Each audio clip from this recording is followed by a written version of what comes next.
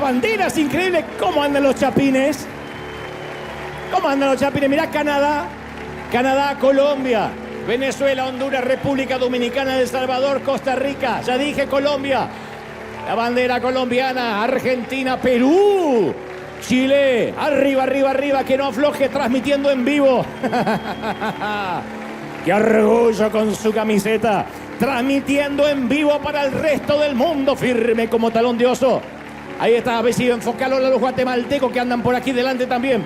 Que no afloje, que Dios está en la casa hoy. Que hay fiesta en River, señoras y señores. ¡Qué lindo! Descansen, batallón del ejército de Dios.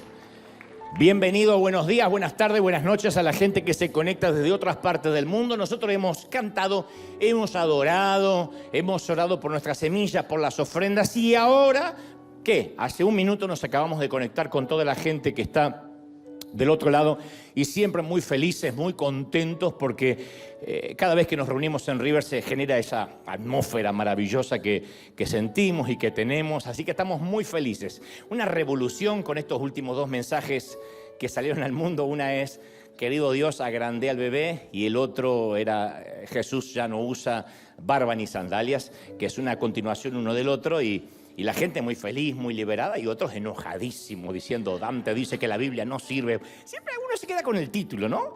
Pero los que escuchamos los mensajes sabemos que Dios nos lleva, al contrario, una relación más íntima con Él, donde cada vez amamos más las Escrituras, no menos. Cuando uno más se enamora del Señor es más fácil vivir en santidad, amar las Escrituras. Cuando uno no está enamorado del Señor es más difícil. Y cuando uno ama al Señor es imposible amar al Señor y no sembrar y no dar. Es imposible. ¿Se puede dar sin amar? Sí, se puede dar sin amar. Hay gente que para deducir impuestos da. Hay gente que le pone fundaciones para pagar menos impuestos. Y dice, en vez de mandarle el tío Sam, se lo doy a gente pobre y no tengo que pagar tantos impuestos. Así que se puede dar sin amar, pero no se puede amar sin dar. El que ama da. El que dice, yo amo a Dios y a mi prójimo, pero no se le cae una moneda y es devoto de la Virgen del Codo, no ama. Y nosotros amamos, y hicimos Misión Chiapas esta semana. Quiero agradecer a todos los voluntarios. Vení, Guille. Misión Chiapas fue extraordinario. Llegamos a México, fuimos a la comunidad Belén II en Chiapas, que ahora nos va a contar, que es una comunidad indígena desplazada por su violencia en un territorio que tiene más de 50 años, porque tiene una fe diferente a la tradicional de la región. La vida es muy precaria, lo vamos a ver, ya empezamos a ver imágenes. No cuentan con la infraestructura adecuada, no tienen acceso al agua potable, escasean los alimentos, especialmente para los niños. Y realizamos diversas acciones para mejorar sus condiciones de vida. Vení, Guille, y contame qué pasó en Chiapas con este grupo que salió el martes y regresó ayer por la noche.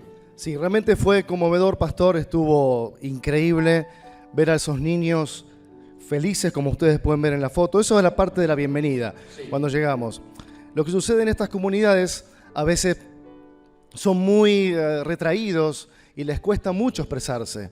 Entonces, les cuesta sacar una sonrisa, pero hemos visto en estos 3 días, especialmente al final de terminar la obra, una felicidad en los niños que nos decían, gente del lugar, que era inusual que los chicos sonrían tanto y que salten de alegría, porque no lo hacen. Pero hemos podido lograr ver a esos niños contentos, felices. Ahí comenzamos la construcción. Ustedes pueden ver ese lugar que vieron antes, era lo que es el comedor. El comedor en común con una suerte de comedor infantil. Sí, en ese comedor estaremos dando desayunos a partir de ahora, porque tienen problemas de alimentación. Estaremos dando desayunos todos los días a la mañana. Ese es el tanque de agua, que tampoco tenían agua potable. Le hemos dado un tanque de agua y le hemos suministrado agua potable. Ahí lo pueden ver con todo el logo de River. Porque además de eso, perdóname, además de eso vamos a sostenerlo. No es que fuimos una vez muy a lo político, vamos una vez y después desaparecemos. Exacto. Es lo mismo que hicimos en África, lo mismo que estamos haciendo en Cuba. Después lo sostenemos mensualmente, no les dejamos de bendecir. Porque me contaste que ellos tenían ese temor, que desapareciéramos, ¿no? Lo que pasa es que ellos, claro, los políticos van muy seguido, les prometen muchas cosas y les fallan, no les cumplen nada de lo que le prometen. Entonces, cuando empezamos a ir nosotros, ellos dudaban, decían, ¿quiénes son? Pensaban que éramos narcos en un momento. ¿Viste? Sí, ¿Viste? La verdad. Dios te está hablando. No, literalmente ellos dijeron eso. Entonces, Claro, porque decía, ¿por qué? claro. Porque cuando la ofrenda es grande, hasta el santo desconfía. Les prometimos cosas, exacto, le prometimos tantas cosas que ellos asombraron. Y empezaron a ver, con el correr de los días, de la semana, de los meses, cuando empezó la construcción y empezamos a hacer cosas, que realmente era verdad. Bueno, ahí estamos poniendo, se hizo baños nuevos. Bueno, no había baños, no había agua potable.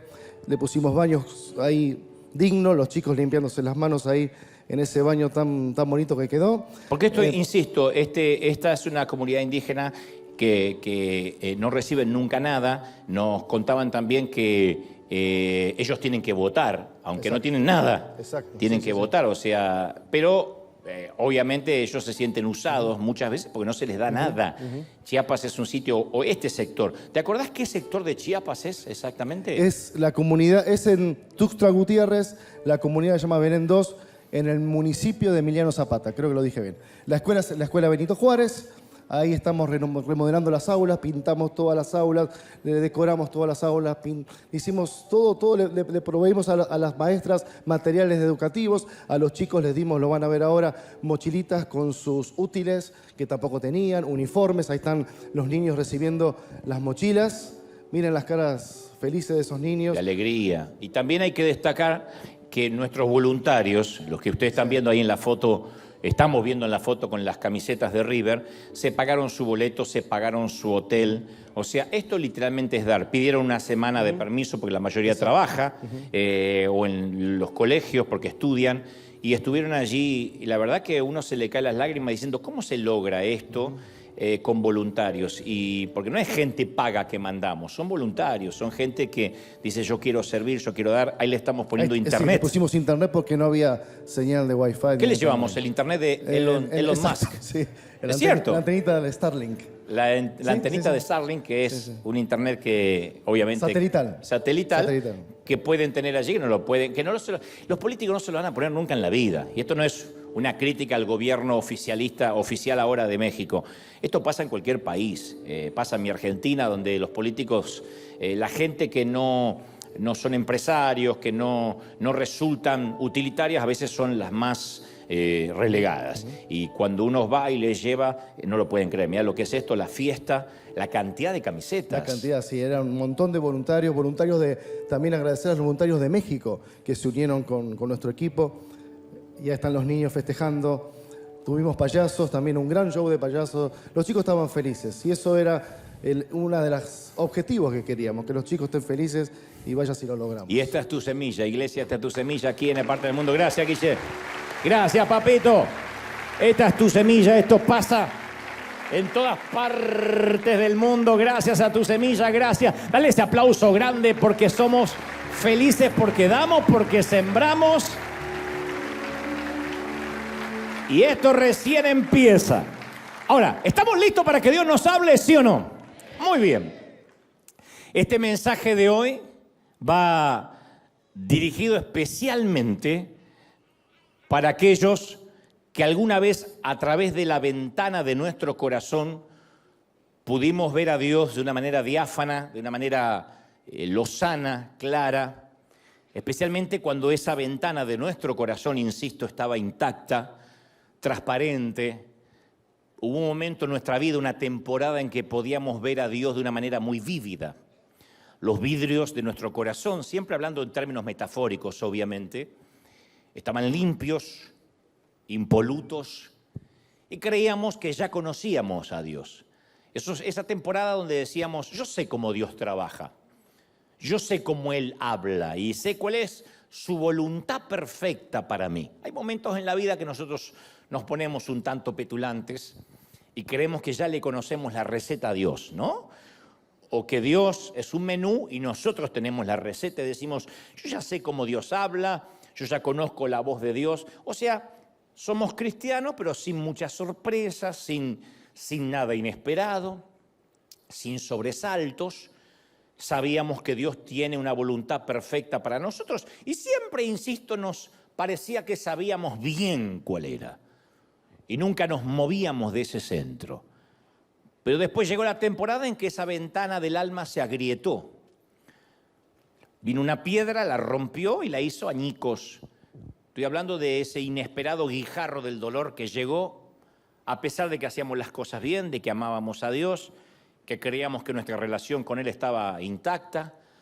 Esa piedra pudo haber sido una que nos lanzaron cuando niños, aquella vez que papá se fue de casa y nos abandonó, o quizás nuestro corazón infantil absorbió el impacto, siguió adelante, pero se terminó de romper durante la adolescencia.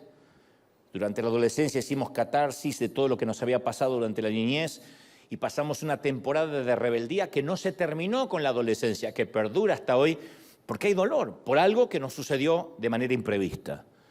O tal vez cuando la ventana de nuestro corazón se hizo trizas, ya éramos adultos y llegó en forma de una llamada telefónica, a veces de la estación de policía, del hospital, un diagnóstico médico, un mensaje de texto, una carta certificada con los papeles de la corte, lo que sea cuando sea que haya sido, la piedra nos alcanzó inesperadamente y cualquiera haya sido la forma de esa piedra, el resultado siempre es el mismo.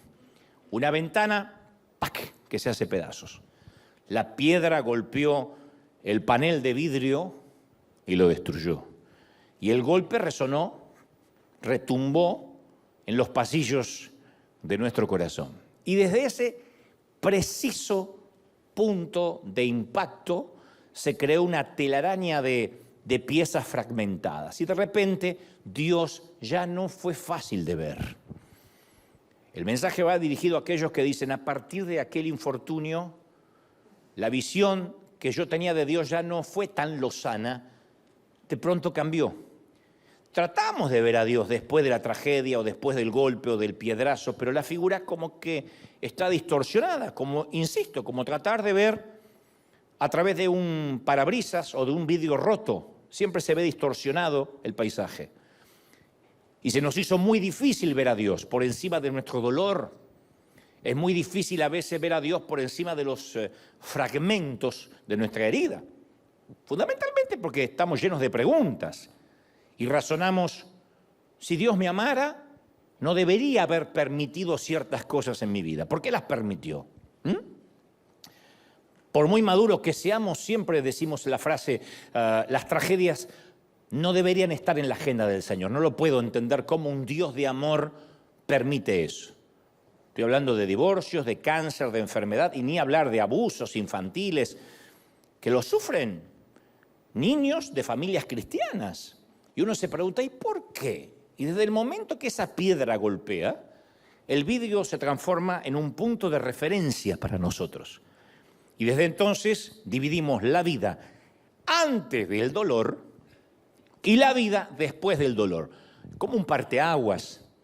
Hay un momento en la vida, y no hablo de una cuestión menor, de un examen de matemáticas en el cual no fue mal, una multa, un ticket en el tránsito. No, yo hablo de esas tragedias que literalmente dividen nuestra vida en un antes y un después. Y ya la vida no es como la conocíamos.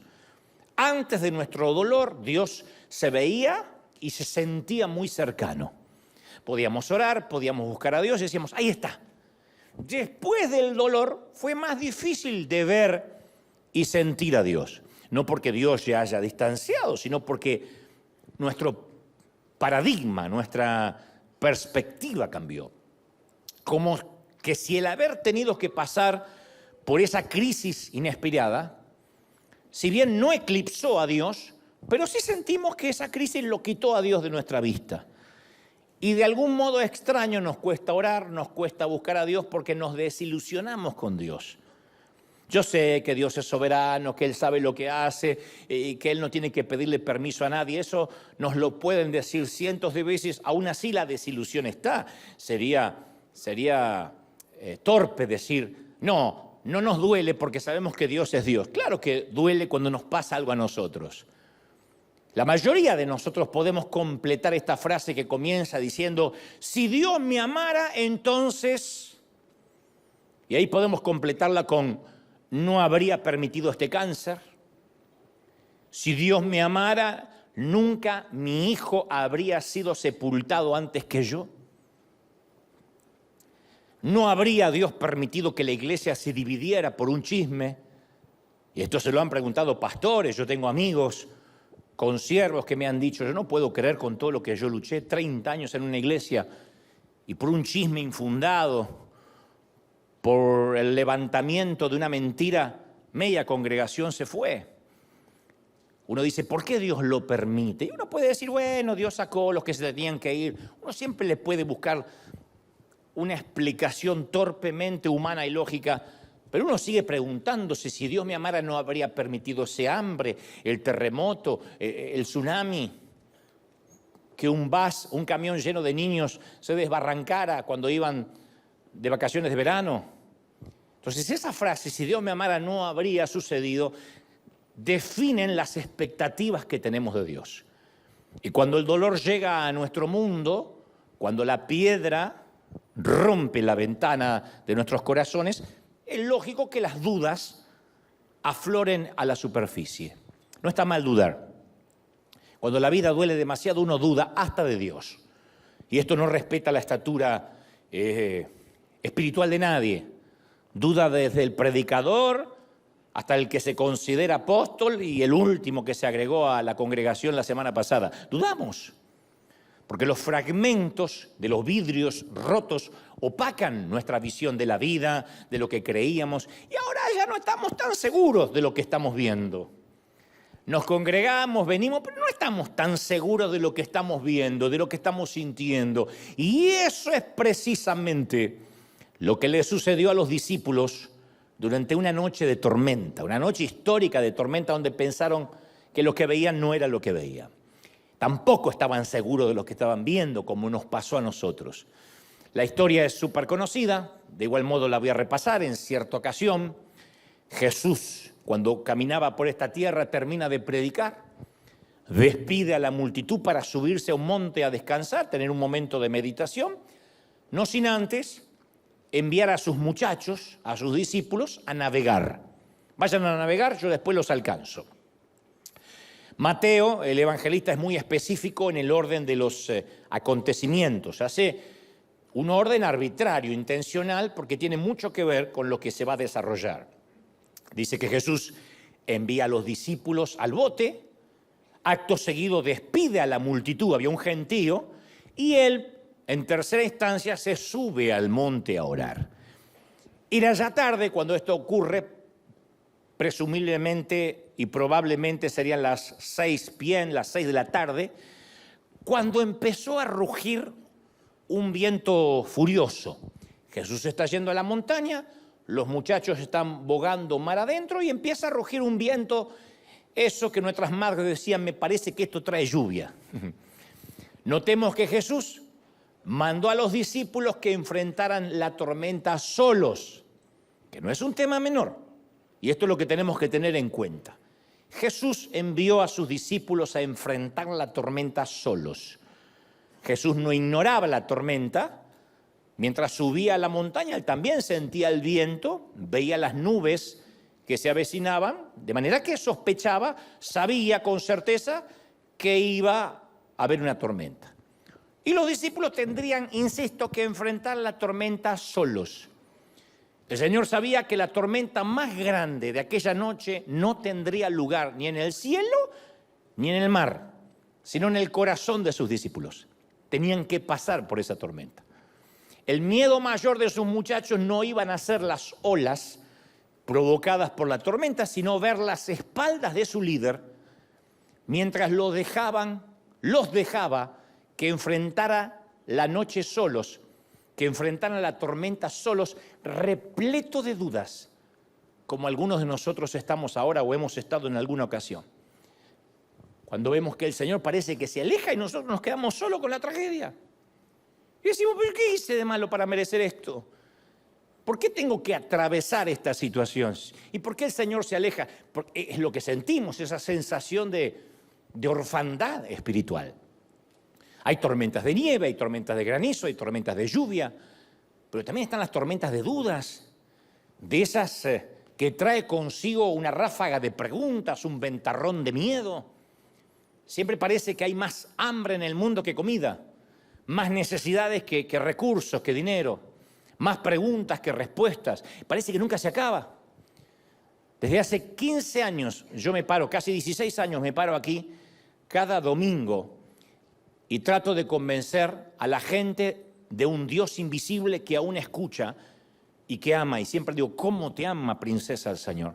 ¿Cómo te ama, príncipe? Llevo a la fecha de hoy 901 mensajes haciendo esto aquí, sin contar las veces que hicimos cadena de 7 días o cuando he predicado por el mundo. Contando exclusivamente los domingos, y es el mensaje 901 que llevo haciendo esto. Y aún así se me suman miles de predicadores que están en este momento tratando de infundir fe a mucha gente que está llena de dudas. Y lo hago sabiendo de que hay gente que dice, yo intento creer lo que me dices de parte de Dios, pero las tragedias siguen. El mundo, mi mundo está colapsado. No estoy hablando de que necesariamente estemos preocupados por la guerra de Ucrania, por el conflicto de Medio Oriente, sino que literalmente tenemos un caos en nuestro mundo y decimos, yo siento como que el Señor me dio la espalda, no importa los años de cristiano que tengamos. También me consta que hay algunos pocos dotados con una fe sobrenatural, y si tienes este don, puedes levantarte, irte ahora mismo y volver el próximo domingo, porque este mensaje no es para ti. Hay gente que dice, no, yo justamente vine con la chiripiorca ungida. Bueno, hay gente así. Si es así, este mensaje no es para ti. Pero como te dije al inicio, este mensaje es para aquellos otros cuya mente parece que nunca descansa y que nos hacemos preguntas complejas y a veces como para tirar la toalla, literalmente. No es que seamos maníacos depresivos, es que la vida nos golpea, no nos da tregua, a veces nos deja en la lona y la mente no descansa, como dije. Y tenemos preguntas como se hicieron los discípulos durante aquella tempestad que se desató de repente, porque apenas Jesús se separa de ellos, se meten en la barca, en el botecito y la tormenta empieza.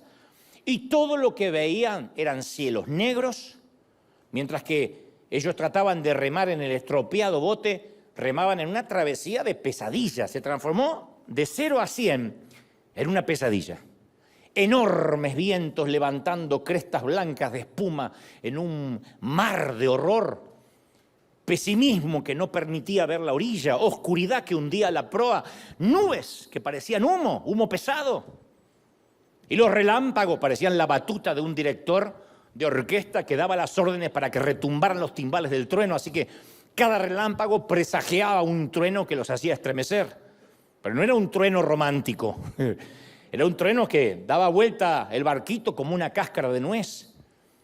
Y el mar parecía un tazón en las manos de un gigante con Parkinson. Y por momentos quedaban suspendidos en el aire y un segundo después ¡bum!, caían de bruces en el valle del agua furiosa. A los que les gustan los rides, les gusta subirse a las montañas rusas de los parques temáticos, saben que todo está controlado, que por más que casi queden pata para arriba, está controlado. Cuando estás en el mar, yo conocí a alguien que estuvo embarcado en alta mar porque pertenecía a la escuela de mecánica de la Armada en Argentina y me decía, cuando la tormenta se pone recia, en el mar, no hay uno que no le ore o no le rece algo. Nadie queda ateo. Te haces, por la duda, orás a Dios y a la mezquita, por las dudas, el que esté despierto. Pero la tormenta del mar es la pérdida de control absoluto. Incluso más que ir en un avión. Es la pérdida de control absoluto, porque el avión está conectado en última instancia con la torre de control. Pueden venir inmediatamente aviones caza de rescate, en el peor de los casos. Pero en el medio del océano, en el medio del mar, esto no es un océano, el del caso de los discípulos. Pero caramba, que se sienten así. Se sienten como si estuvieran en el Pacífico, en el Mediterráneo. Y los discípulos asumieron que Jesús llegaría de inmediato. ¿Por qué? Porque lo habían visto calmar tempestades como esta. Esta no es la primera vez que les pasa. En el mismo mar, lo habían despertado, hagamos memoria, durante una tormenta. Él dormía sobre la proa y él se paró, ordenó a los cielos que guardaran silencio y se acabó. Habían visto cómo aquietaba el viento y suavizaba las olas. Así que es lógico que con esa jurisprudencia, con ese preámbulo, con ese precedente, iba a bajar del monte en cualquier momento y vendría a ayudarlos. Pero esta vez Él no bajó. Por eso digo que este mensaje va para aquellos que dicen, yo vi la mano de Dios en mi vida muchas veces, menos ahora. Pero yo vi como en otras veces oramos y la enfermedad se fue. Reprendimos y la suegra no encontró la casa. Pero ahora no está resultando, va a venir esta Navidad. Ayer me escribieron, deje de tanto chiste y predica la palabra, porque siempre hay un estreñido de vientre que le cuesta reír. Se le escaparán gases cuando se ríe, no sé. Ahora, los muchachos tenían los brazos acalambrados de tanto remar. Y de Jesús, ni señales, nada. 3 horas, 4 horas de tempestad y los vientos embravecidos. Y la nave dando tumbos y nada de Jesús. Se acerca la medianoche. Estamos hablando que embarcaron 6 de la tarde, 6:30. Estamos llegando a la medianoche. Y han estado ahí por unas 6 horas. Y hasta acá la tormenta está ganando, como te está sucediendo a ti, quizás, que la tormenta te está ganando. Y el maestro no aparece por ninguna parte. Son casi las 2 de la madrugada en nuestra historia y Jesús no aparece. Y Pedro, Andrés, Santiago, Juan, han visto tempestades como estas, son pescadores. Su vida es el mar, así se ganan la vida o así se suponen que se la ganan. Y ellos han visto en estos años las embarcaciones en la playa por la mañana después de una tormenta, los cascos destrozados. Y han estado en funerales de otros pescadores y en funerales de otros marineros. Y saben mejor que nadie que esta noche bien podría ser la última. No es un juego. Entonces, ¿por qué no viene Jesús? Si no es un juego, si esto es serio, ¿por qué no aparece? Preguntas, insisto, que todos nos hemos hecho en algún momento. ¿Y por qué? En el hospital, tratando de ver una luz de esperanza en la costa. ¿Quién no estuvo en el hospital? Y a veces se sufre más en la sala de espera que estando dentro, en la sala de cuidados intensivos, donde uno está medio drogado y no sabe ni dónde está. Pero los que esperan afuera, los que esperamos afuera, ¿cuántas veces hemos visto o hemos tenido la esperanza de ver una luz en la costa, y hemos reprendido y decretado y oramos todo lo que se nos ocurre, leímos la Biblia y confesamos en fe? Porque aparte uno tiene esa sensación de que sabemos que Jesús sabe lo que nos está ocurriendo. No somos ateos. Decimos, yo sé que Dios sabe lo que me está pasando, que está consciente de la tormenta que me aflige. ¿Y por qué no aparece? ¿Por qué no lo vemos en ninguna parte? ¿Por qué hay que esperar tanto? ¿Por qué hay que esperar que perdamos la casa? ¿Por qué hay que esperar que nuestro hijo corra peligro? ¿Por qué hay que esperar que se disuelva la familia y él no aparece? Y ahí es cuando nuestro corazón, dije al principio, se empieza a endurecer.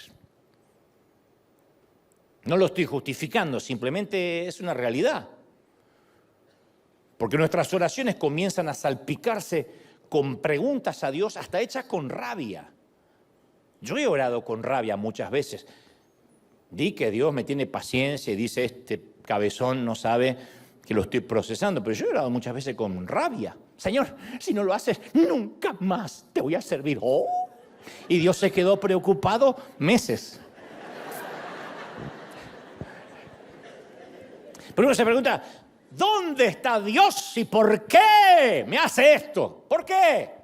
¿Por qué me hace esto? No estoy diciendo que provocó la tormenta, pero ¿por qué me deja solo? Entonces la piedra del dolor golpea la ventana de nuestro corazón y todo lo que vemos es la espalda de Jesús subiéndose al monte. Y duele, caramba que duele. La pregunta de los muchachos era, ¿qué esperanzas tenemos de sobrevivir a la tormenta de esta noche? Y la nuestra es, ¿dónde está Dios cuando mi mundo está embravecido? ¿Dónde está Dios cuando el enemigo parece demasiado grande, la tarea demasiado pesada, el futuro demasiado incierto y las respuestas demasiado pocas? ¿Dónde está? Y esto es lo que quiero compartirte, que quiero que jamás te olvides. Lo explicaré en un momento, pero quiero que no te olvides de este axioma, de este proverbio, de este tótem. Jesús sabe cómo te sientes. Lo diré otra vez. Jesús sabe cómo te sientes. Jesús sabe cómo te sientes. ¿Lo oíste? Lo grabaste. Y ahora sí, para que esta frase no sea un cliché, una frase hecha solamente, un eslogan, para que la frase tenga peso, te cuento lo que le pasó a Jesús en un solo día antes de la noche de la famosa tormenta. Vamos a retrotraernos en el tiempo un poquito, como hacen las series de Netflix o las películas que de pronto hacemos un flashback y volvemos hacia atrás el mismo día de la tormenta, pero temprano, cuando comenzó el día, para que pensemos y entendamos a priori por qué Jesús se fue a la montaña y los dejó solos.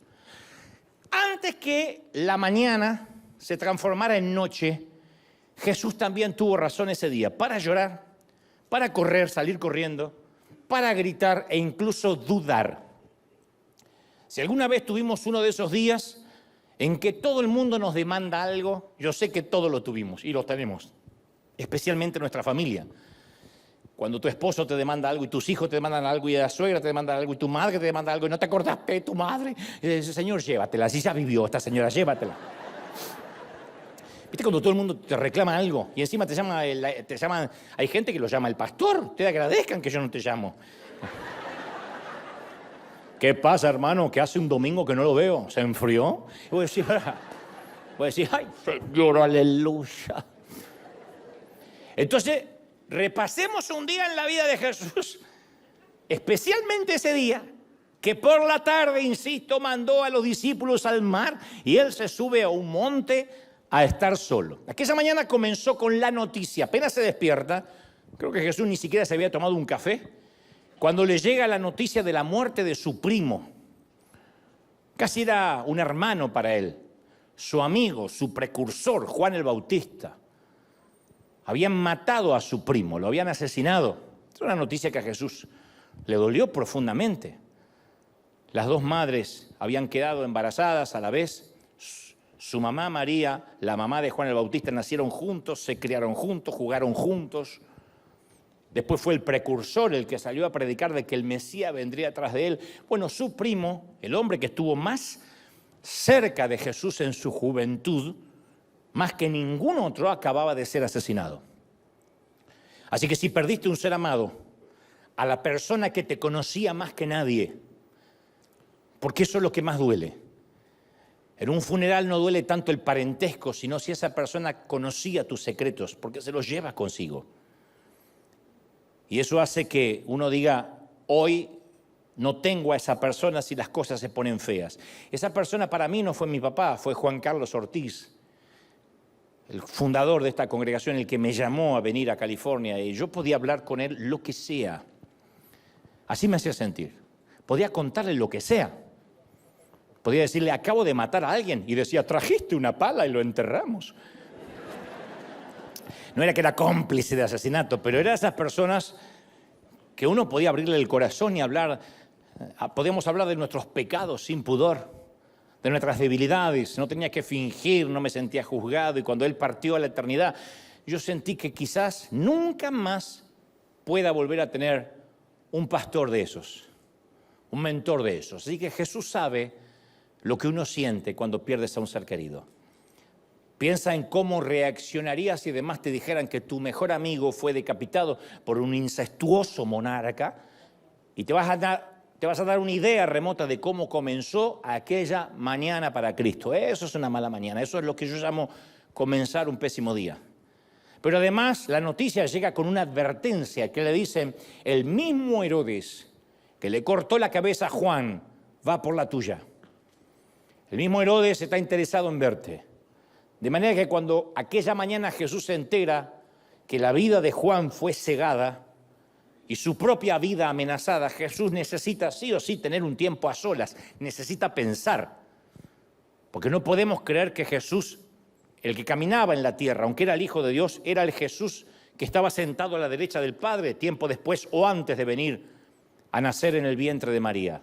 Él vivió, soportó las cosas de un hombre, la misma desesperanza, por momentos la misma tristeza, lloró. Así que no lo veamos como un superhéroe de Marvel al que dijo, muy bien, Herodes, ven por mí, aquí te espero. Eso no pasó. Así que supongo que cuando le llega la amenaza de muerte, también él se preocupa, caramba. Pero antes que pudiera irse a descansar y a pensar sobre la muerte repentina de su amigo, llegan los discípulos. Así es el orden de acontecimientos según las Escrituras. El Evangelio de Marcos dice que los apóstoles se reunieron con Jesús inmediatamente después que él se había enterado de la muerte de su primo. Pero ellos venían a contarle cómo los había respaldado el poder de Dios en todo lo que habían aprendido de Jesús, porque Jesús los había mandado a predicar. Y estos venían como rockstar, venían felices. Jesús los había comisionado para que proclamaran el Evangelio y lo autenticaran con milagros. Entonces ellos llegan, Jesús, Jesús, justo cuando Jesús se quiere ir, insisto, porque se acaba de enterar de la muerte del primo, llegan los muchachos, Jesús, Jesús, estaban exultantes. ¡Ah, Dios nos usó! Estaba como Guillermo recién ahí, estuvimos en Chiapas, estaba así.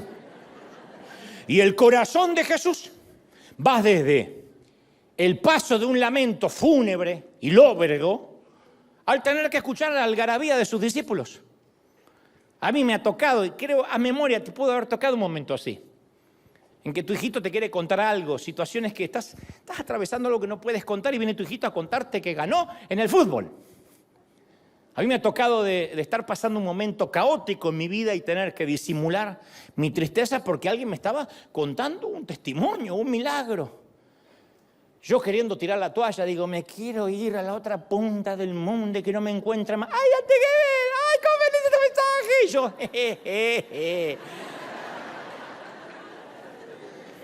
Porque después dice, mira, no es el mismo que predica allá arriba, mira la cara que tenía. Entonces uno tiene que hacer... Así está Jesús. No obstante, luego de escucharlos, Jesús ahora sí intenta irse a orar. Pero las multitudes habían seguido a los discípulos y por consecuencia habían localizado ahora a Jesús. Había unos 5.000 hombres, además de mujeres y niños. Ríos de gente bajando desde los cerros y las aldeas. Formaron inmediatamente un enjambre alrededor de Jesús. Todos querían conocer al hombre que había impartido tanto poder a sus discípulos. Jesús desde la mañana intentaba tener un momentito para elaborar su dolor a solas por su primo ejecutado, pero ahora todo lo que tenía alrededor estaba bullendo de actividad. Y Marcos 6:31 relata porque eran muchos los que iban y venían, de manera que no tenían ni tiempo para comer. Yo digo, no tenían ni tiempo de respirar esa gente. Y todos pasamos por algo similar. Cuando todo el mundo nos demanda algo. La economía te demanda algo, tus hijos te demandan algo, tu cónyuge te demanda algo. Hay gente que van a la iglesia y les demandan algo también. Y ni siquiera nos podemos hacer unos minutitos para estar a solas en el baño. Hagan memoria. ¿Cuántas veces dirías, ay, lo que quiero es, ni tengo ganas de ir al baño, pero sentarme y mirar el celú? Que me dejen en paz. Vas al baño, ¡ma! ¡Te falta mucho! Tu abuela.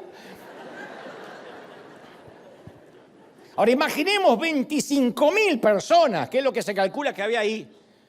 Eso es más que la cantidad de habitantes que tienen algunas ciudades. Eso es pasar de la calma al caos en una sola mañana. Entonces, a saber, repasando, primero Jesús se aflige por la muerte de su querido primo.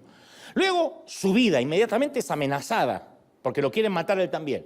Inmediatamente luego llegan los discípulos, como esas visitas inesperadas en Nochebuena. A los minutos está a punto de ser sofocado por una multitud. Shock, aflicción, amenaza, griterío, todo y en ese orden. ¿Quién podría criticar a Jesús por su deseo de alejarse de la gente un poquito? Solo necesita estar solo. Y yo sé, no voy a hacer una pregunta retórica, que yo sé la respuesta. ¿Quién no ha necesitado en algún momento estar un minuto a solas? Pero no solo en la tragedia, en un hospital. Estoy hablando hasta de una fiesta. Que dice, y te vas afuera a respirar o a donde puedas. Te encierras en el baño y empiezas.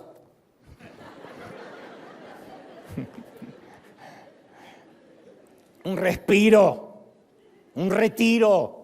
Momentito para, no te digo para orar, para pensar en lo que te está pasando. Tiempo para evaluar, para reagruparte, para inspeccionar los daños, un tiempo sin multitudes, sin exigencia. Yo amo esos tiempos, porque si no estoy grabando para la televisión, estoy haciendo radio, y si no estoy predicando, y si no estoy viajando, entonces mi tiempito a solas es un micromundo así que a veces ni yo me dejo entrar. Identificación, soy yo. Jesús dijo, la gente puede esperar hasta mañana. De modo que les dice a sus muchachos que los saquen de ahí. Yo creo que da una orden por encima de la gritería de la multitud. ¡Hey, Peter! ¡Sácame! Proyecto de eyección, saquen al pájaro del nido. Y lo tratan de eyectar, están en medio de... El Señor se quiere ir, porque necesita descansar. Y dice Jesús, vengan tranquilos a un lugar conmigo para poder descansar un poco. Vengan. Saluda a la gente. Foto, un saludo para mi abuela, una selfie. Y Jesús, ya. Agradezco que no había celular, si no el Señor se hacía crucificar antes.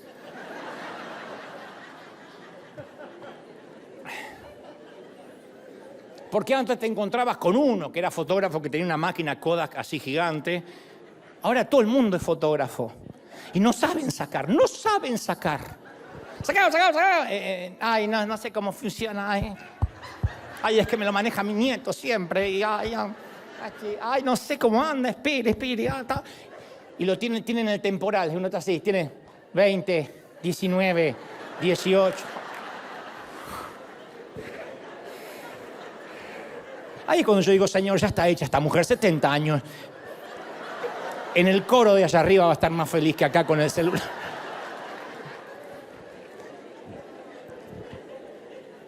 La gente puede agotar, ¿no? Así somos gente, agotamos. De modo que cuando Jesús dice, vamos a eyectarnos de acá, se suben los 13 arriba del bote. Y por unos escasos momentos, la Biblia no dice cuántos, yo presumo que habrán sido, 4 minutos, 3 minutos. El mundo está tranquilo otra vez, porque todo indica que lograron alejarse de la orilla.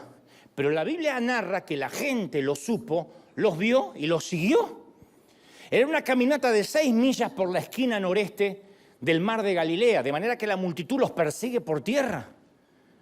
Y cuando Jesús llega a Betania, su deseo de estar a solas se convirtió en un rugiente estadio, como en una final de fútbol. ¡Olé, olé, olé, olé! ¡Jesús! Estaban todos. Entonces los planes de Jesús son interrumpidos otra vez. Lo que él tenía en mente para ese día y lo que la gente tenía en mente para ese día eran 2 agendas diferentes. No sé si esto te suena familiar. ¿Recuerdas cuando decías, hoy duermo? Me tomé 2 pastillitas de... ¿Serotonina, cómo es? O eso.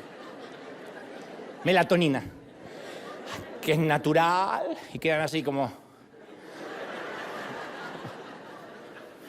Me tomé 2 pastillitas de melatonina y al bebé le da cólicos. O cuando tenías en mente ponerte al día en la oficina, decías, voy a adelantar, te levantaste a la mañana y empezaste a toser y a sentirte mal y te atrasaste todavía más en la oficina. O cuando planificaste pasar un sábado sin hacer nada más que tirarte en el sillón y mirar una serie y terminaste arreglando una cañería rota que te llevó todo un día y puso tu sábado de cabeza para arriba. O lo que es peor, cuando te pusiste el pijama, te sentaste en el sillón y aquel llamado al celular hizo que pasaras la noche en el hospital. ¿Quién no tuvo una de esas agendas que se hicieron añicos porque otra agenda se justapuso, se interpuso? Jesús sabe cómo te sientes. Jesús sabe cómo te sientes. Cuando estás harto. Cuando dices, ya ni quiero servir a Dios, pero no por Dios, sino porque la gente me tiene harto. Jesús sabe lo que es arte la gente. Ay, Jesús a María. No, Jesús también se hartaba. Porque había gente como nosotros, pesada, neurótica, loca. Me pasa a mí y no soy Jesús. Ay, pastor, date. Ay, qué argentino. Y ya me condenan. Pero por ahí tengo ganas de ir al baño. Es que yo vine de lejos, te dice así. Es que yo vengo de Texas. Y bueno, y te felicito, mi hija. Ahora bien, todos sabemos que Jesús sabe lo que significa soportar grandes tragedias. Podemos hablar de que Él soportó la cruz, el huerto de Getsemaní. Mucha gente entiende eso. Pero por alguna razón nos cuesta creer que Jesús también sabe lo que es lidiar con el estrés, con el surmenage, con los días difíciles. Él también sabe. Quizás esa sea la razón por lo que este día, el día completo y la tormenta está registrado en los 4 evangelios, en todos. Ninguna otra cosa aparte de la crucifixión lo cuentan los escritores de los evangelios. Ni el bautismo de Jesús aparece en todos los evangelios, ni su tentación, ni siquiera su nacimiento en detalle. Pero los 4 escriben sobre este día. Es como si Mateo, Marcos, Lucas y Juan supieran que algún día nos vamos a preguntar si Él nos entiende. Y ellos proclaman en grandes letras: Jesús sabe cómo te sientes. Jesús sabe lo que es el estrés diario. No es que Jesús está en el nivel guerras, en el nivel conflictos de Medio Oriente, y lidiar con hijos y con nietos y con un esposo que no se baña no es algo que Él haya dejado de contemplar. Yo recuerdo que cuando yo era chiquito, muy chiquitito, yo veía a mi papá como un gigante. Mi papá nunca fue un tipo alto, pero como yo era chiquito, para mí era un gigante que podía alcanzar sin esfuerzo todos los frascos de mermelada y de dulce y todas las galletas que estaban en lo alto de la alacena. Él no tenía que buscar un banquito ni poner su vida en riesgo como hacía yo para alcanzar las galletas. Y yo solía pensar, qué fácil debe ser la vida allá arriba. Él no sabe lo que es vivir acá abajo. Esa es una frase que jamás podríamos decirle nunca a Dios, nunca. El escritor de los Hebreos 4:15 dice: porque no tenemos un sumo sacerdote que no puede compadecerse de nuestras debilidades, sino que Él fue probado y tentado en todo, según nuestra semejanza, pero sin pecado. Él pasó por todo, por todo, por todo. O sea, nos quitó el derecho a decir: jaja, qué fácil debe ser Dios la vida allá arriba, ¿no? Porque tú no sabes lo que es vivir acá abajo. Sí, Él sabe lo que es vivir acá abajo. Él sabe lo que se siente estar acá abajo. Lo sabe, no se ha olvidado. Intercede por nosotros. Entonces, Él vivió las tensiones de todas las formas, sin excepciones. Por eso simpatiza y empatiza con todo lo que sentimos. Porque un político se pone un casco e inaugura una fábrica. Un cristiano lleva una bolsa de comida al indigente. Un general del ejército, una noche, se sienta a comer con los soldados rasos como si fuese un recluta más. Porque los 3 están intentando comunicar: me identifico con ustedes, puedo entenderte, puedo ser como tú. Ergo, hay un problema. Los empleados de la fábrica saben que el político se va a quitar el casco apenas se vayan los fotógrafos y la prensa. El indigente sabe que el cristiano va a dejar la bolsa de comida, va a decir Dios te bendiga y se va a ir a su casa, donde lo espera un hogar con una cena caliente. Y los soldados están conscientes que por cada comida que el general se sirve en el comedor de los soldados, tienen manjares en el cuartel de los oficiales. La participación del político, del cristiano y el general son parciales. Es parcial esa participación. La participación de Jesús en nuestra vida es completa. El escritor de la carta a los Hebreos afirma con claridad que Jesús compartió completamente nuestra experiencia. Yo sé que cuando predico de ver a Jesús con ojos nuevos, hay muchos evangélicos que me detestan visceralmente, lo sé, me lo hacen saber, me mandan sus felicitaciones. Me llegaron.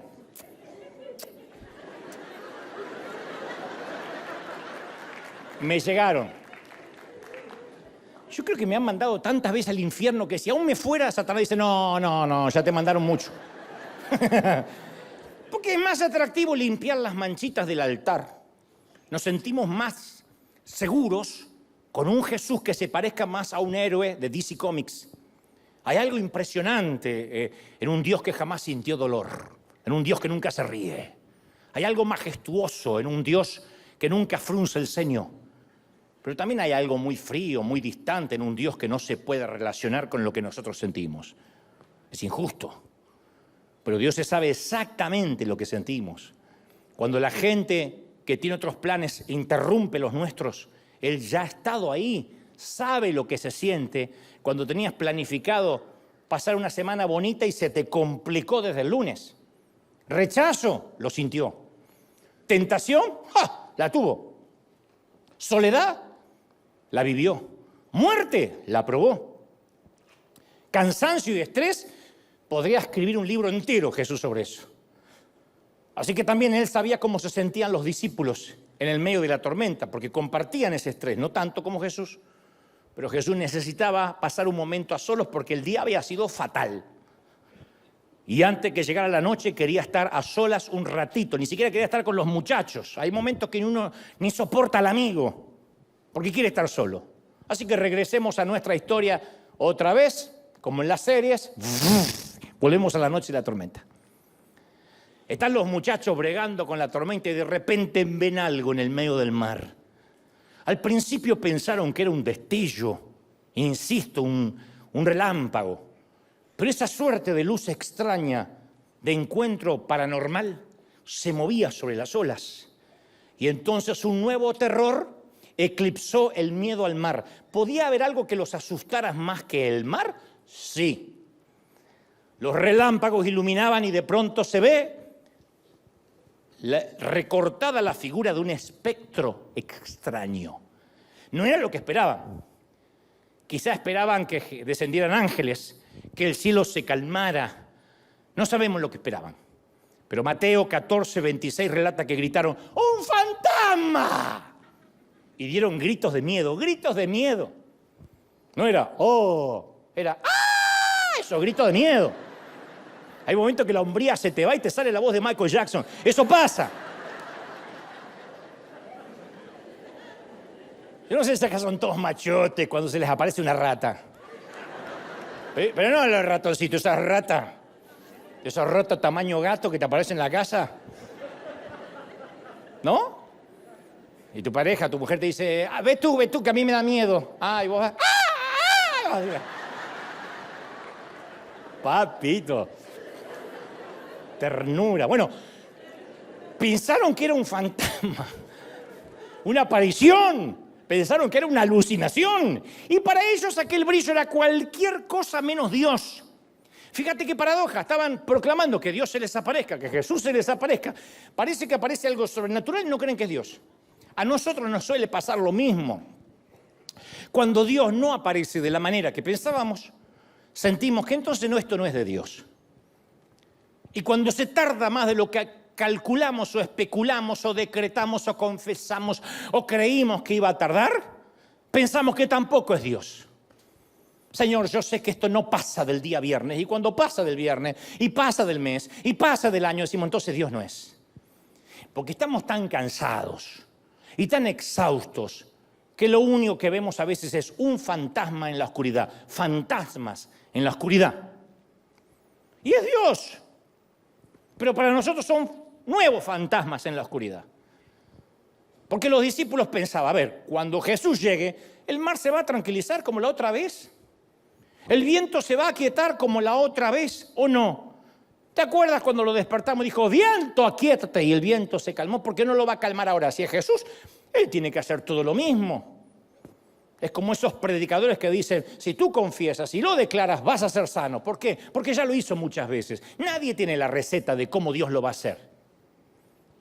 Ni los padres criamos distintos hijos iguales. ¿Por qué? ¿Qué sé yo? Porque cada uno entiende, comprende de maneras diferentes. Y porque uno no tiene la misma edad que cuando fue padre por primera vez, que cuando fue padre por cuarta, quinta o la vez 18. Mis hermanos siempre le decían a mi papá, Dante hace de todo con ustedes les aguantan cosas que a nosotros ni nos soportaban. Mi papá decía, pero cuando te tuve a vos, Sergio, yo tenía 20 años, ahora tengo 50, ni me acuerdo que tengo hijo.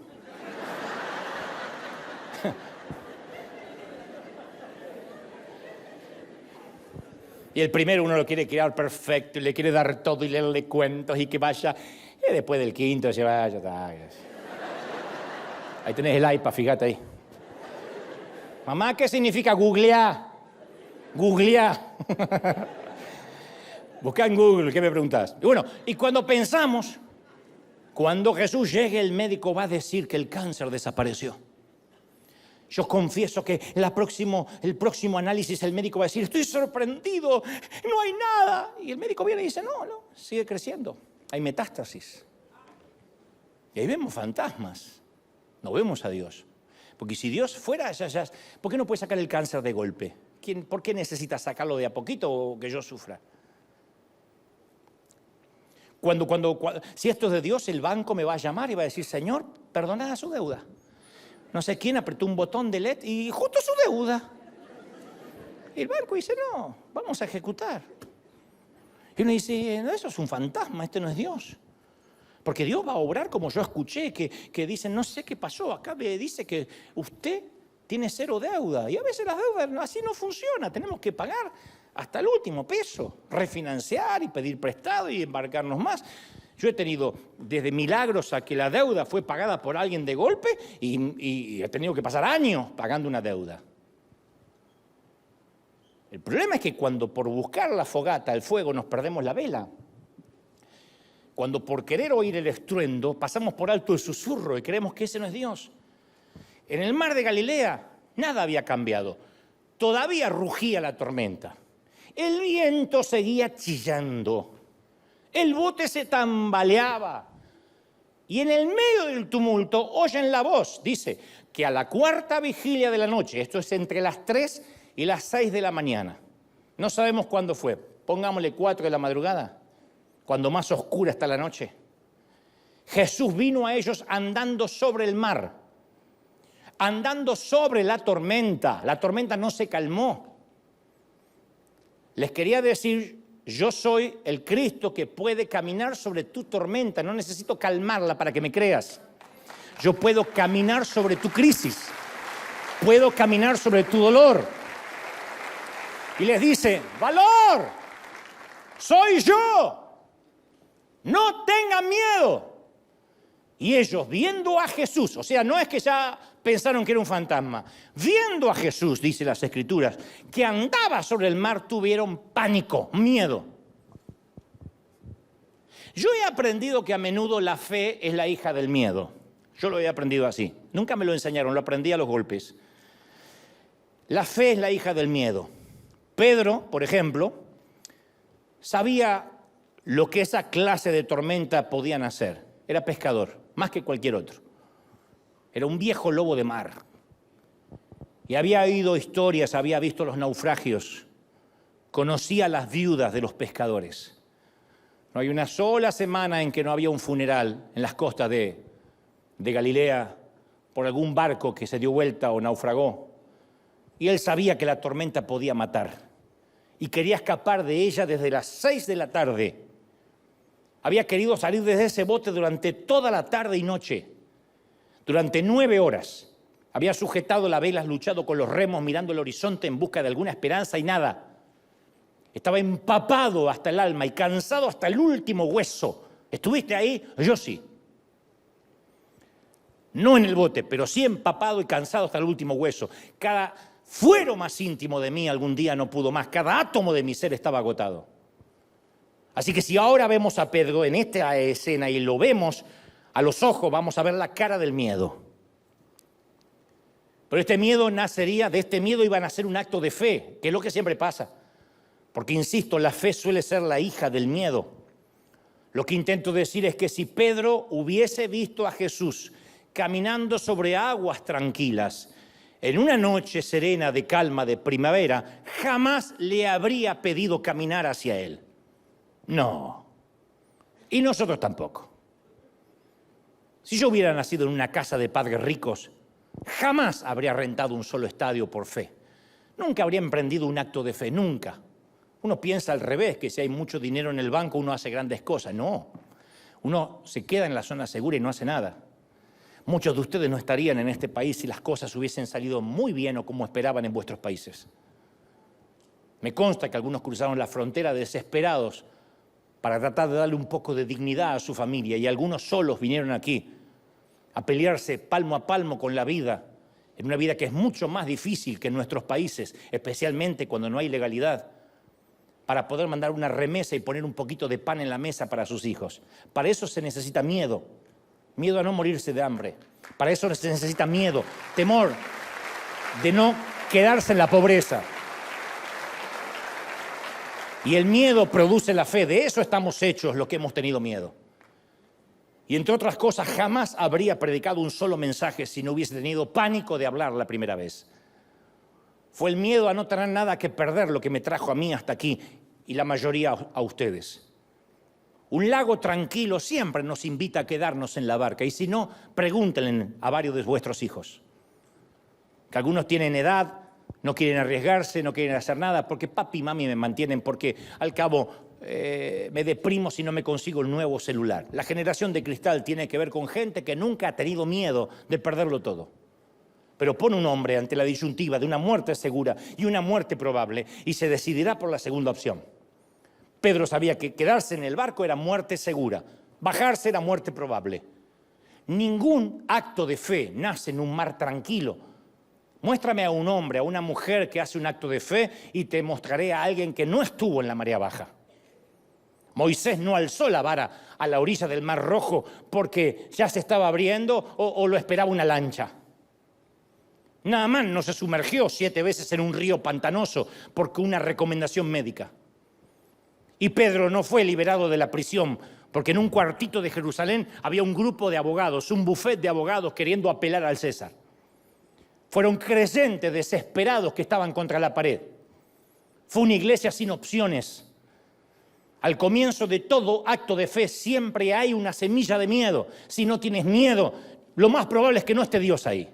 Si no tienes miedo, no habrá fe. Te mueres de pánico por algunas cosas, yo también.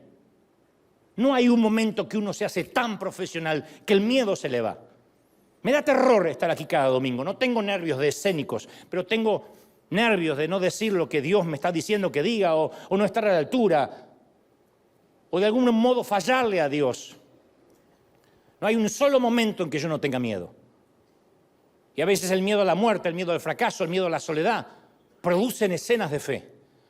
La fe comienza cuando vemos que nuestro bote se hunde y Dios está allí parado sobre nuestra tormenta. Pedro habría intentado sobrevivir toda la noche y no fue suficiente. Moisés tenía frente al mar y atrás a los enemigos. Los israelitas podían nadar o pelear. Ninguna de las dos opciones era suficiente. Naamán había intentado la medicina y consultado a adivinos. Ya no tenía alternativas. La iglesia de Jerusalén sabía que no tenía esperanza de sacar a Pedro de la cárcel. No necesitaban fuerza, necesitaban un milagro. Y lo mismo ocurre con Pedro esta noche. Está consciente de dos cosas: que se está hundiendo y que Jesús está a flote. Que él se está hundiendo y que Jesús se mantiene a flote. Así que está muy claro de qué lado quiere estar. Pedro dice: si eres tú, manda que yo vaya caminando hacia ti sobre las aguas. Andrés lo mira y dice: ¿qué? Que vaya sobre las aguas. Sí te escuché, pero ¿qué? Pedro no está probando a Jesús. Le está suplicando: sacame de acá. Deja que estos se ahoguen. Dar un paso sobre el mar embravecido no es cuestión de lógica, es un acto de desesperación. Así que Pedro saca una pierna y luego saca la otra y da algunos pasitos así como si hubiera un arrecife invisible debajo de sus pies. Y al final del cordón de rocas está el rostro luminoso de un amigo que significa vida. Mucho miedo y un acto desesperado de fe. La fe no nace en la mesa de negociaciones donde canjeamos nuestros dones por un milagro de Dios, por favor. La fe no nace decretándola en un congreso profético. Son pamplinas. Te están timando. La fe tampoco nace pactando por un milagro. Son patrañas de alguna maratónica para robarte el dinero. La fe no es un premio que se otorga porque confesaste la fe. No es un título legado de los que se autodenominan apóstoles. La fe es una zambullida desesperada desde el bote de los esfuerzos, creyendo que Dios nos va a sacar del agua. Alguien tiene que creerlo, ¿sí o no? ¡Lleva! Y en la carta a los Efesios, Pablo escribe sobre esta clase de fe. Porque por gracia sois salvos mediante la fe. Y no es por ustedes, es donde Dios, no es por obras para que nadie pueda jactarse. Así que esto se trata de oír la voz y dar el paso. Como Pedro estamos conscientes de dos hechos, que nosotros nos hundimos y Él se mantiene a flote. Es lo único que vamos a saber, es la única información que necesitas. Tú dices, pero el cáncer sigue, pero el Señor se mantiene a flote. Pero mi tormenta económica cada vez es peor, pero Dios está a flote. Tu problema sería que dijeras, vi a Dios y también se estaba hundiendo, pobrecito. Pero mientras que Él esté a flote, hay que tratar de sobrevivir, mantenernos mirándolo.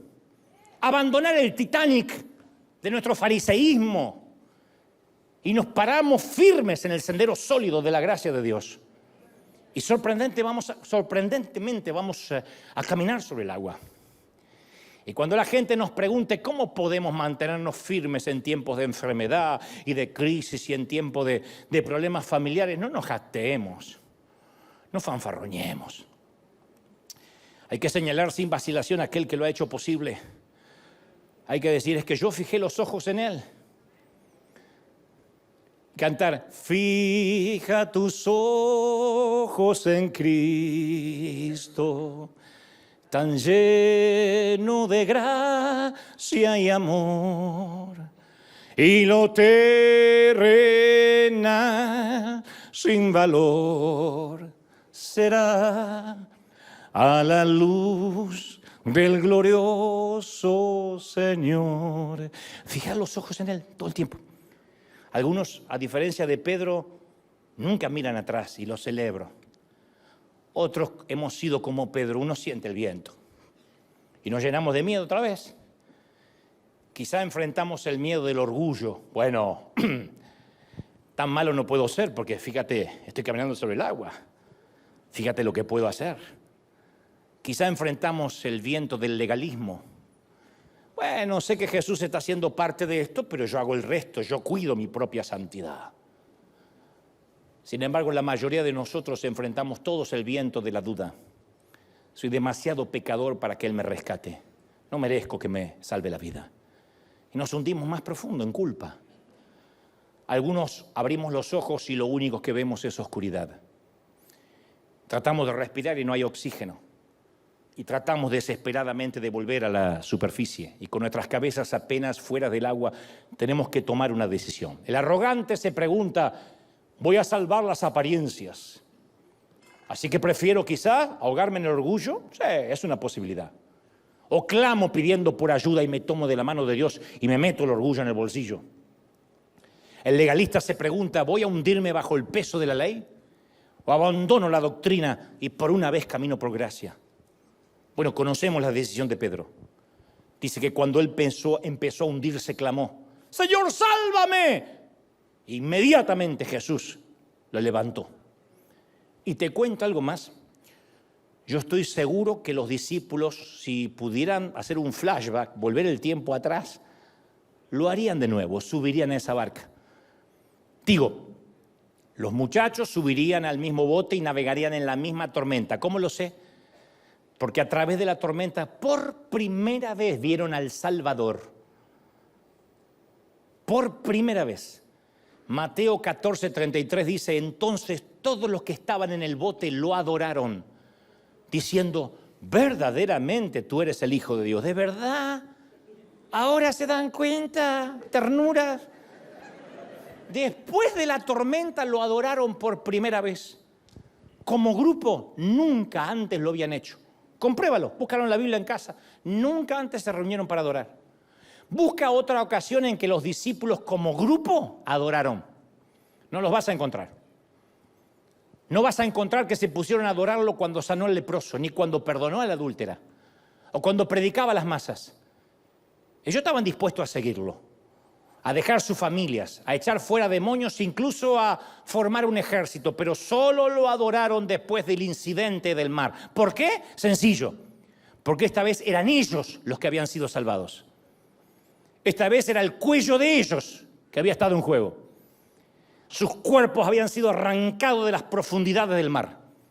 Y en un minuto estaban a punto de irse al abismo. Y al siguiente se encontraron fuera, sobre la cubierta de un bote tranquilo en un mar apacible. Así que los tipos adoraron por primera vez. Hicieron la única cosa que uno puede hacer cuando el Señor suspende una sentencia de muerte. alzar la vista y agradecer y adorar. Entonces, cuando uno reconoce a Dios como creador y mira las estrellas y los cielos y las montañas de California, uno dice, Señor, te admiro. Cuando reconocemos su sabiduría, decimos, Señor, ¿cómo aprendo? Cuando descubrimos su fuerza, Señor, ¿cómo descanso en ti? Pero solo cuando nos salva, nos ponemos de rodillas a adorar. Solo cuando nos salva decimos, Señor, me has salvado. ¡Aleluya! Alguien tiene que adorar más que eso con un aplauso. ¡Se va! Yo lo creo. Entonces, este es un escenario de antes y después. Antes de nuestro rescate manteníamos a Dios a distancia. O sea, no es que dejamos de ser cristianos, pero veníamos una vez cada semana aquí, 2 horitas y a casa. Sí, Dios es importante, pero también mis vacaciones. Sí, Dios es importante, pero también mi empleo, la casa que quiero comprar, el auto soñado. O sea que Dios comparte el mismo lugar con otras prioridades. Pero entonces un día viene la tormenta. La furia, la lucha, el soltar amarras, las noches sin estrellas. Y la casa, el auto y el celular nos importa un cuerno. Porque llega el cáncer, el diagnóstico, la quiebra, el divorcio, el vicio, el conflicto, la salud frágil, el despido. Y nos ordena los patitos otra vez. Cae la desesperación como niebla y perdemos la orientación. Y fue cuando torpemente nos dimos cuenta ni que el empleo, ni las vacaciones, ni el amante, ni el sexo nos pueden sacar de la tormenta. Y nos percatamos que una tormenta nunca se va a dejar impresionar por los títulos, ni por una casa. Y cuando ahí nos damos cuenta que solo tenemos una opción, que lo único que se mantiene a flote es Dios, ahí es cuando uno clama genuinamente, y Él viene. Y desde ese momento Él no es solo un Dios que podemos admirar, un maestro que podemos seguir, o a un jefe al que podemos obedecer. Él es el Salvador. Y un Salvador merece ser adorado. Por eso digo que lo harían otra vez los discípulos. Soportarían la tormenta de la noche. Mi querido, mi querida, una temporada de tormenta es un precio pequeño a pagar, cuando luego vas a obtener una visión muy clara de Dios. Yo tengo una visión tan clara de Dios y no ha venido por mi cantidad de oración, ni por mi espiritualidad. Soy un piloto de tormentas. Y en cada tormenta he visto al Señor. No te olvidas, nunca te olvidas esa imagen, que al principio es fantasmal y después te trae una tranquilidad. Hay momentos que dejan una huella en nosotros para siempre. Y todos nosotros damos gracias por esos momentos. Yo les llamo noches de tormenta controlada. Por esa tormenta en que Dios nos deja que nos asustemos lo suficiente como para sentir que no hay opciones y lo necesitemos. Y luego se acerca lo suficiente para que lo veamos.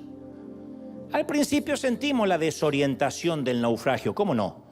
Pero lo bueno de esto es que nos obliga a buscar a Dios con una intensidad que no lo buscaríamos de otra manera.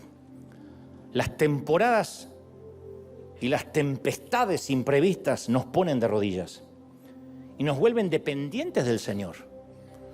Todos los nuevos capítulos de mi vida siempre suelen comenzar con una enorme tempestad, siempre. Yo no las pido, no es que soy masoquista, no oro para que vengan, pero siempre aparecen. Y como piloto de varias tormentas vividas, voy a darte un consejo que no me estás pidiendo, pero que siempre me ha resultado. Aférrate lo más fuerte que puedas al primer mástil que encuentres a bordo. Resiste. Resiste los próximos diagnósticos médicos, resiste las próximas intimaciones de pago, resiste. No deje de tener fe. Tarde o temprano, te prometo, el Maestro vendrá. Ten mucha paz. El Salmo 46 dice, Dios es nuestro refugio y nuestra fuerza y nos ayudará en tiempos de tempestad. Por lo tanto, no temeremos cuando vengan terremotos y las montañas se derrumben en el mar, que rujan los océanos y que hagan espuma, que tiemblen las montañas mientras suben las aguas. Yo estaré confiado. La figura que ves a lo lejos no es un fantasma en la oscuridad. La voz que oyes no es el rugido del viento. Jesús está más cerca de lo que jamás soñaste y se mantiene a flote.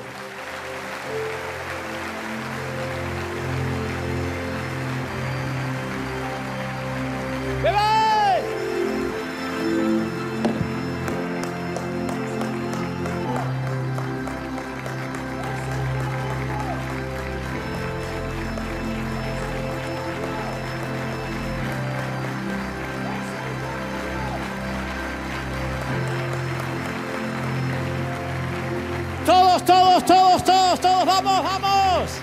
Ahí está, ahí viene. Ahí está, camina sobre la tormenta, camina. Camina sobre la tormenta. Camina sobre la tormenta. Ahí está. Ahí está. ¡Lleve!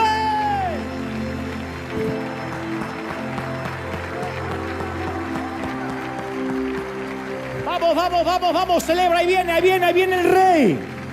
Ahí viene el rescate, llega la caballería y viene.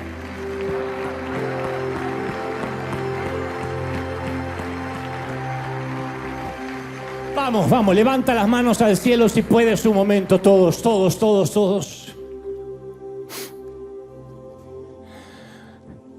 Vas a bajar del bote, esto es lo que te voy a recetar.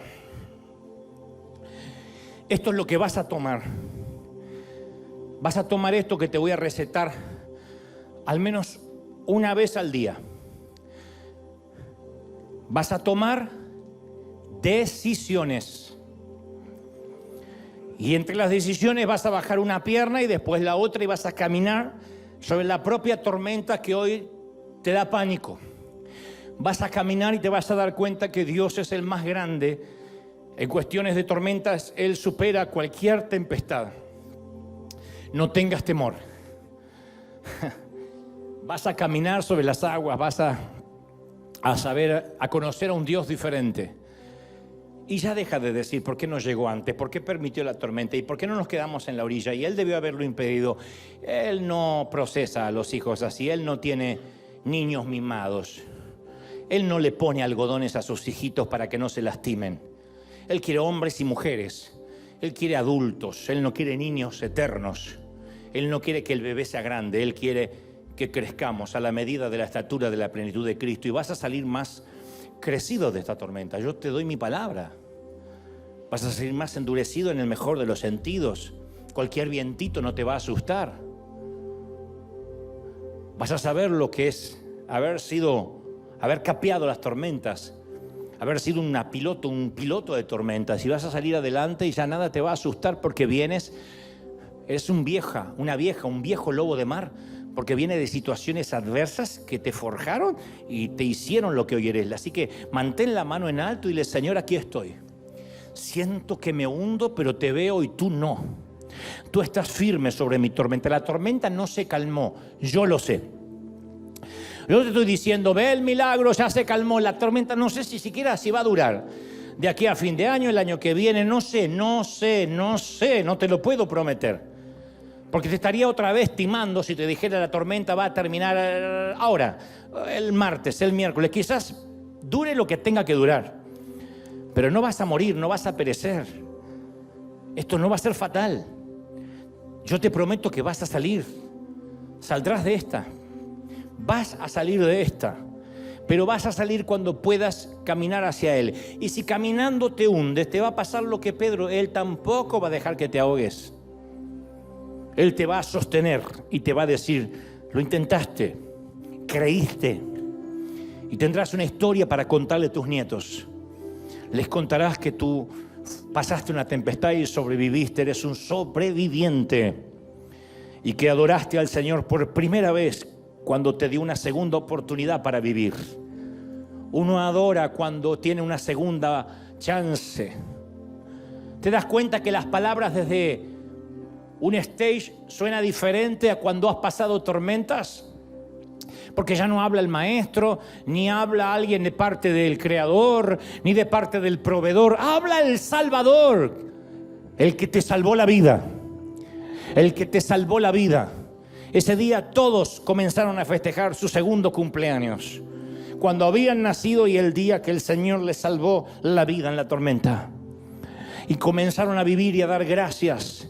Y ya no hubo César, ni Herodes, ni imperio romano, ni griego que pudiera asustarlos, porque habían estado con el creador de las tormentas y sabían que las podía detener con un off apenas quisiera.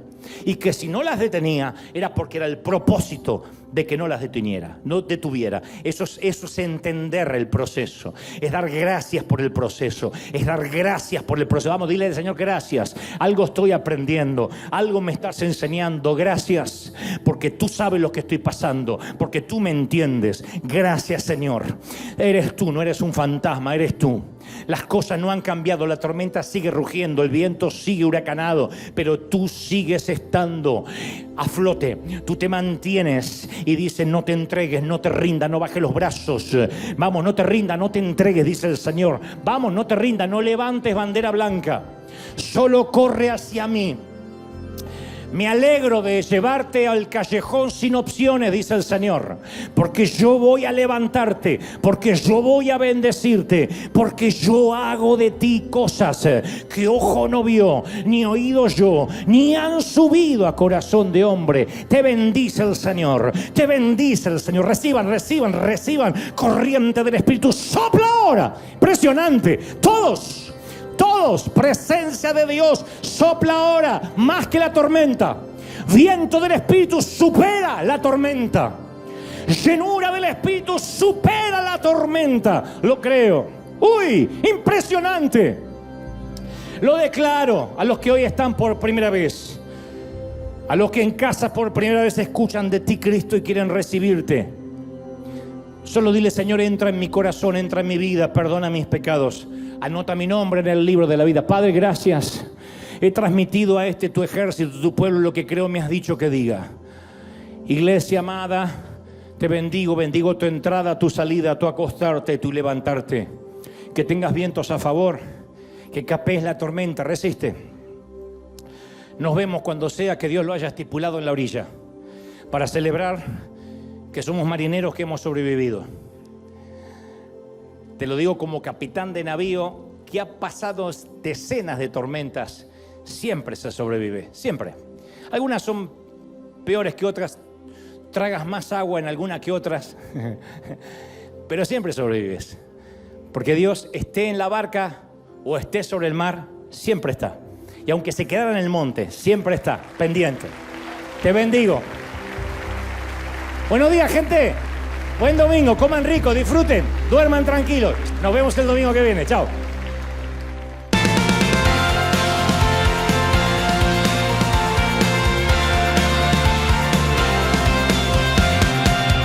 Apareciste una noche de soledad, abandonado y perdido te reconocí. Tu voz diciéndome: no temas, yo estoy aquí. El Padre me envió por ti. Me curaste las heridas, me sanaste, mi Jesús. Todas mis cargas las dejaste allí en la cruz. Algo tan grande no lo puedo comprender. Oigo tu dulce voz diciéndome una y otra vez: oh, oh, oh, oh.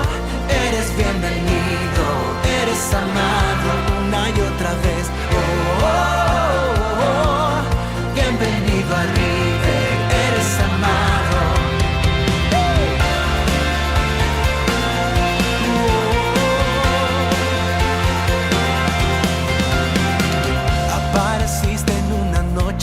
Soledad, abandonado y perdido te reconocí. Tu voz diciéndome: no temas, yo estoy aquí. El Padre me envió por ti. Y me curaste las heridas, me sanaste, mi Jesús. Todas mis cargas las dejaste allí en la